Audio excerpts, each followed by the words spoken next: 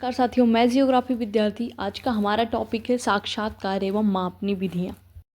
साक्षात्कार इंटरव्यू दो या दो से अधिक व्यक्तियों द्वारा किसी विशेष उद्देश्य से आमने सामने की गई बातचीत को साक्षात्कार कहा जाता है।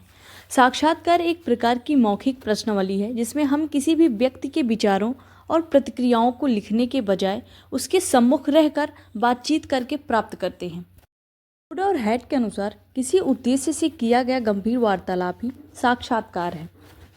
और डेजिन ने साक्षात्कार को इस तरह से परिभाषित किया है कि साक्षात्कार आमने सामने किया गया एक संवादोचित आदान प्रदान है जहां एक व्यक्ति दूसरे व्यक्ति से कुछ सूचनाएं प्राप्त करता है।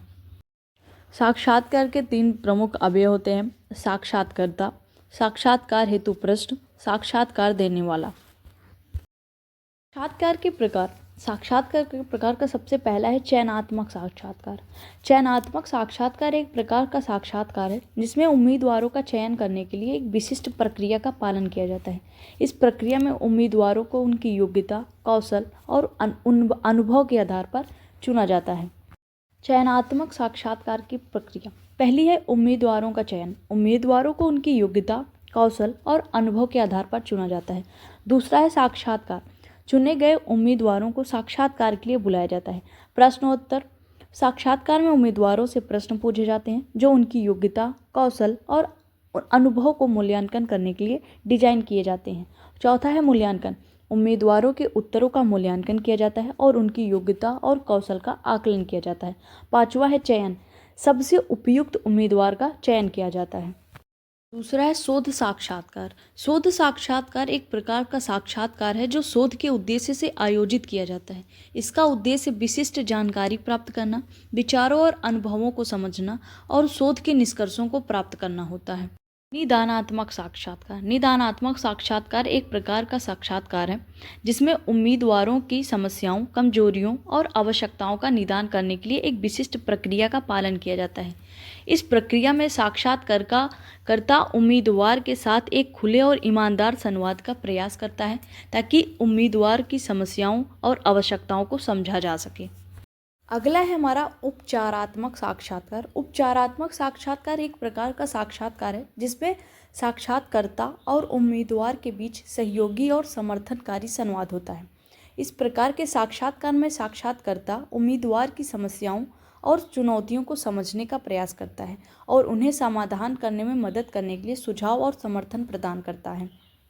अगला है तथ्य संकलन साक्षात्कार। तथ्य संकलन साक्षात्कार एक प्रकार का साक्षात्कार है जिसमें साक्षात्कर्ता का उद्देश्य विशिष्ट तथ्यों और जानकारी को संकलित करना होता है।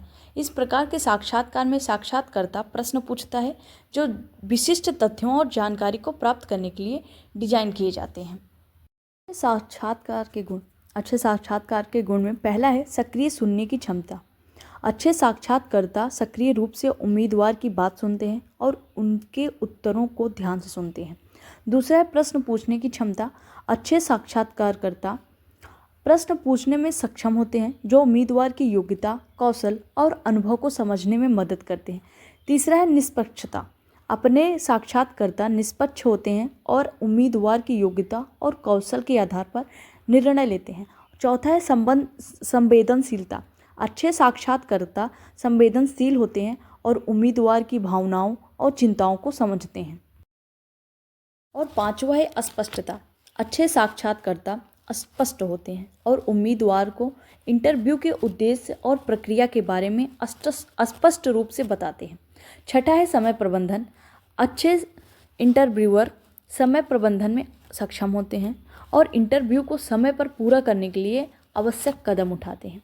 छठवां है विश्लेषणात्मक क्षमता। अच्छे साक्षात्कर्ता विश्लेषणात्मक क्षमता में सक्षम होते हैं और उम्मीदवार के उत्तरों का विश्लेषण करने में सक्षम होते हैं। आठवां है संचार कौशल। अच्छे साक्षात्कर्ता संचार कौशल में सक्षम होते हैं और उम्मीदवार के साथ प्रभावी ढंग से संवाद करने में सक्षम होते हैं।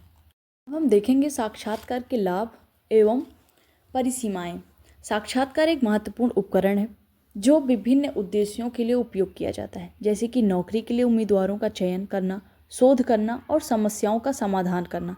साक्षात्कार के कई लाभ हैं लेकिन इसकी कुछ परिसीमाएं भी हैं।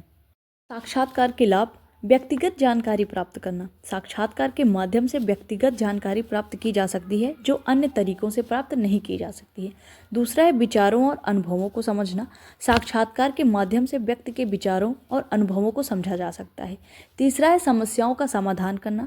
साक्षात्कार के माध्यम से ही समस्याओं का समाधान करने के लिए जानकारी प्राप्त की जा सकती है।